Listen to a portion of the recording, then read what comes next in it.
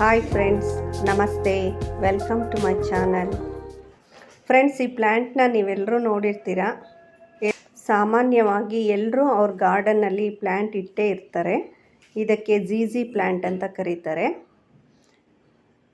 ಇದು ತುಂಬಾ easy maintenance plant. ಇದಕ್ಕೆ ತುಂಬ ಕೇರ್ ಏನೂ ಬೇಕಾಗಿರಲ್ಲ. ನಾವು ನೆಗ್ಲೆಕ್ಟ್ ಮಾಡಿದ್ರೂ ಗಿಡ ಚೆನ್ನಾಗೇ ಬರುತ್ತೆ. ನೀರು 1-2-3 ದಿನ ನೀರು ಹಾಕಿಲ್ಲ ಅಂದ್ರೂ ನಡೆಯುತ್ತೆ. ಕೆಲವೊಂದು ಸಲ ವಾರಗಟ್ಟಲೆ ನೀರು ಹಾಕಿಲ್ಲ ಅಂದ್ರೂ ನಡೆಯುತ್ತೆ. ಇದು ಸ್ಟೆಮ್ ನೋಡಿ ತುಂಬ ದಪ್ಪ ಇರುತ್ತೆ. ಈ ಥರ ಒಣಗಿದ ಎಲೆ ಎಲ್ಲ ತೆಗೆದ್ರೆ ಬೆಟರು. ಆ್ಯಕ್ಚುಲಿ ನೀರು ಜಾಸ್ತಿ ಆದರೂ ಕೂಡ ಈ ಗಿಡ ಹಾಳಾಗುತ್ತೆ.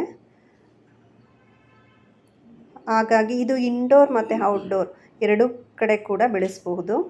ಇದ್ರ ಲೀಫ್ ನೋಡಿ ಹೆಂಗಿದೆ ಅಂದರೆ ಗ್ಲಾಸಿ ಎಫೆಕ್ಟ್ ಇದೆ.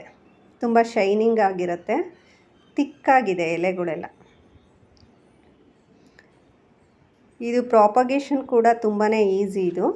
ಇದು ಒಂದು ರೀತಿ ಬಲ್ಬ್ ಪ್ಲ್ಯಾಂಟ್ ಅಂತಲೇ ಹೇಳಬಹುದು.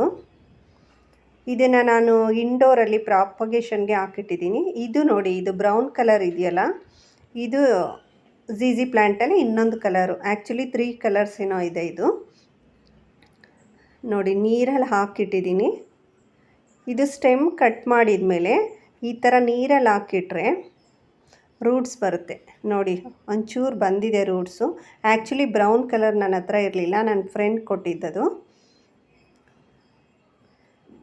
ಇದರಲ್ಲಿ ನೋಡಿ, ನಿಮಗಿವಾಗ ಕಾಣಿಸುತ್ತೆ ನೋಡಿ ಬಲ್ಬ್ಸು ಈ ಥರ ಇರುತ್ತೆ.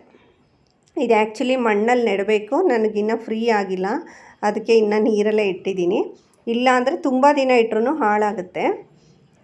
ಇದು ಒಂದ್ರ ಪಕ್ಕ ಒಂದು ಬೆಳೀತಾ ಬರುತ್ತೆ ಬಲ್ಬ್ಸು.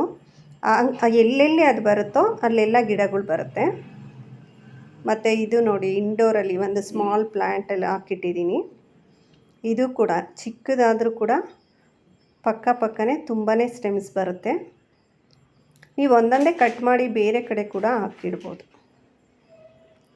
ಇದು ಒಂದು ಲಕ್ಕಿ ಪ್ಲ್ಯಾಂಟ್ ಅಂತಲೇ ಹೇಳ್ಬೋದು. Thank you friends, thank you for watching.